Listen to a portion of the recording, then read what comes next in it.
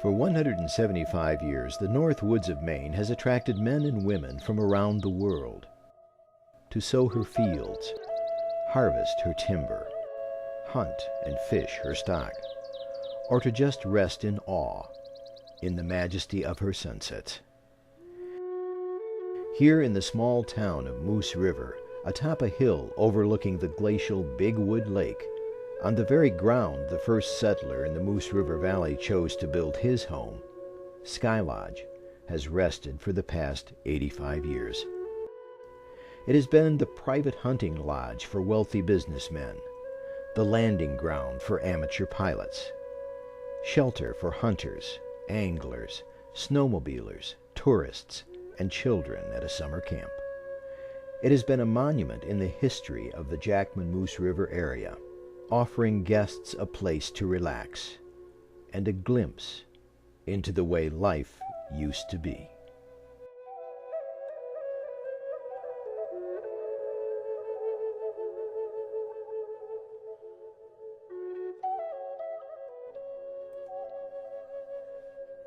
It was March of 1820 when Captain Samuel Holden, the son of a Revolutionary War hero and member of the Massachusetts militia, set out in the late winter snow from nearby Anson, Maine. He took with him his wife Jane, his 82-year-old mother Rachel Farnsworth, and his 9 children.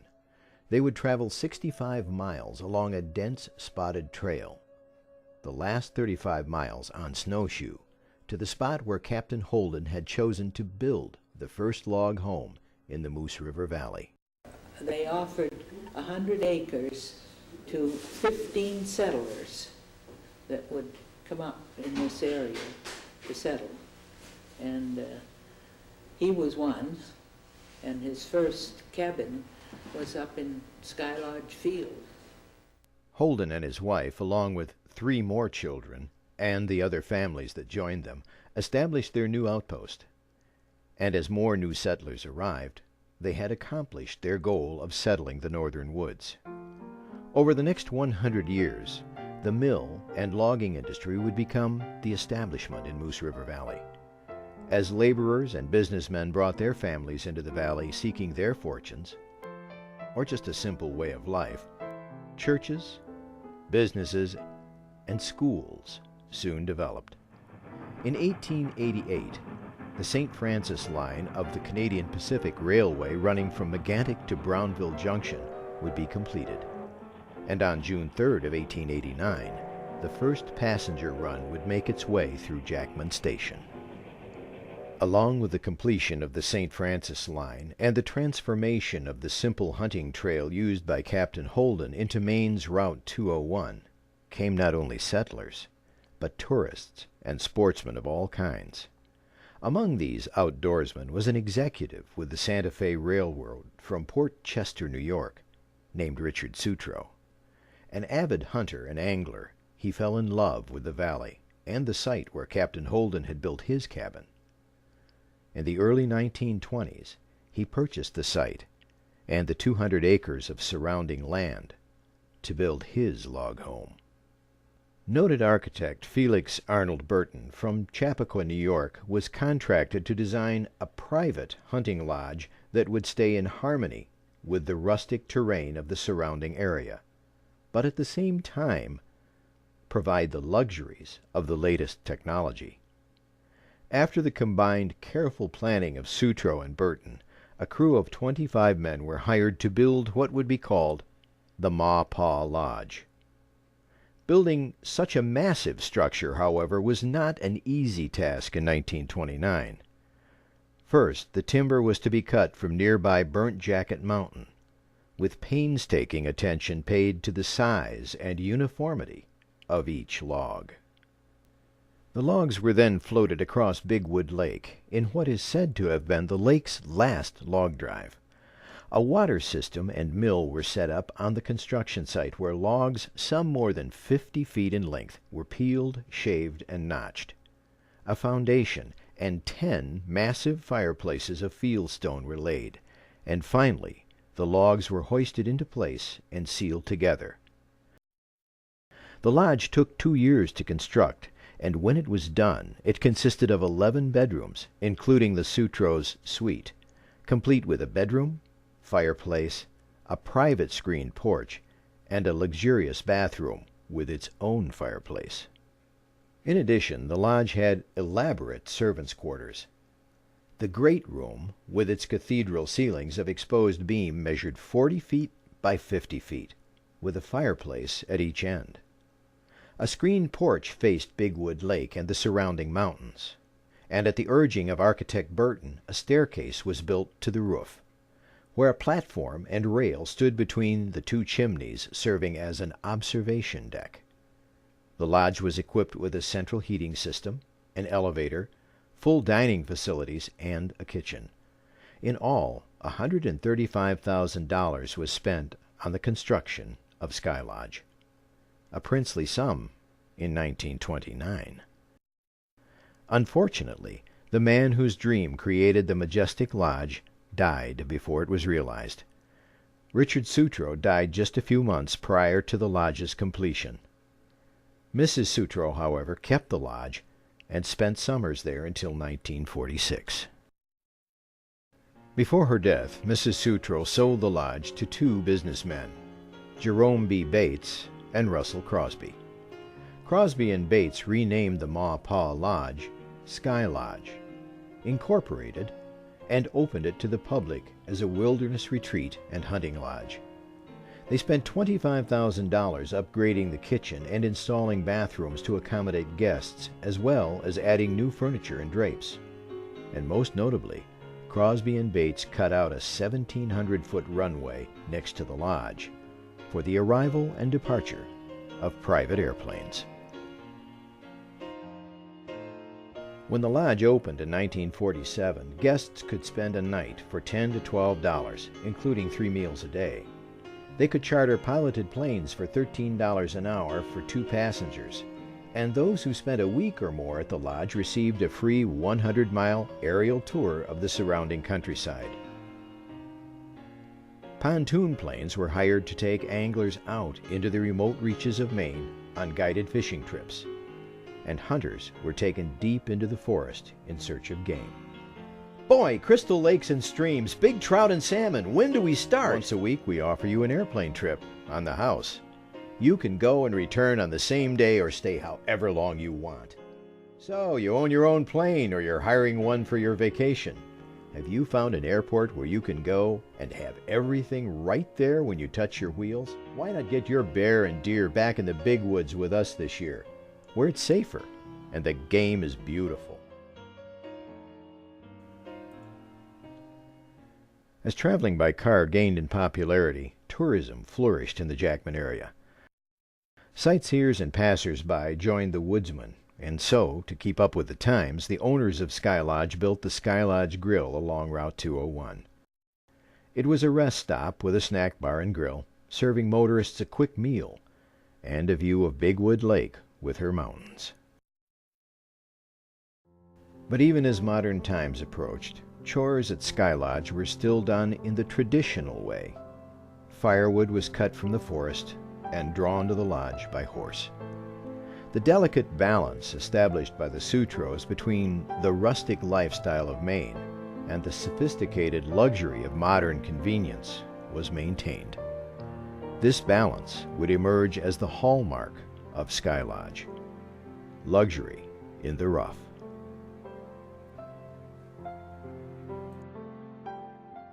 By the late 1950s, under the ownership of Ed and Ruth Landgraf, who purchased the lodge in 1956, Skylodge reached its heyday.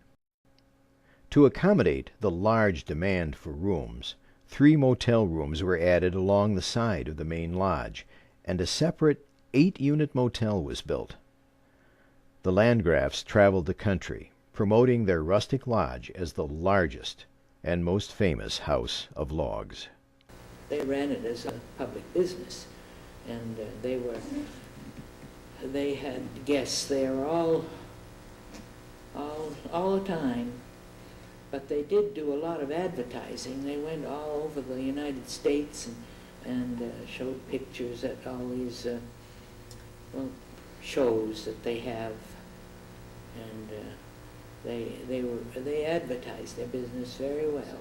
It was a place that was a cut above the best, you know, a place that you could really remember, and honeymooners, and it wasn't just an ordinary place to stay.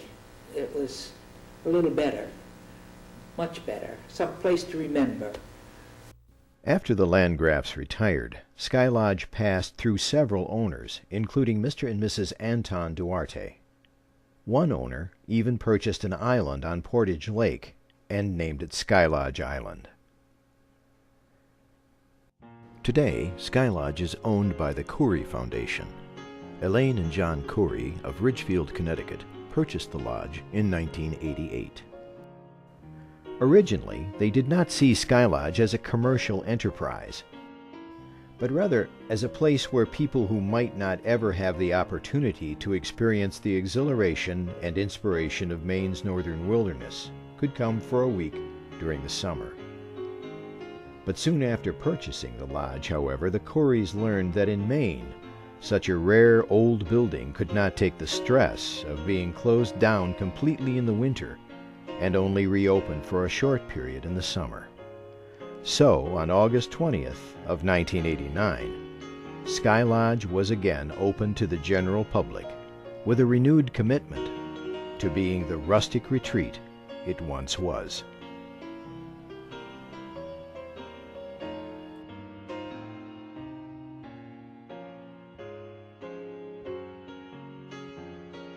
In the spirit of the Holdens, the Sutros, and the Landgrafs, the Courys spent 10 years in restoring and expanding Skylodge and her properties.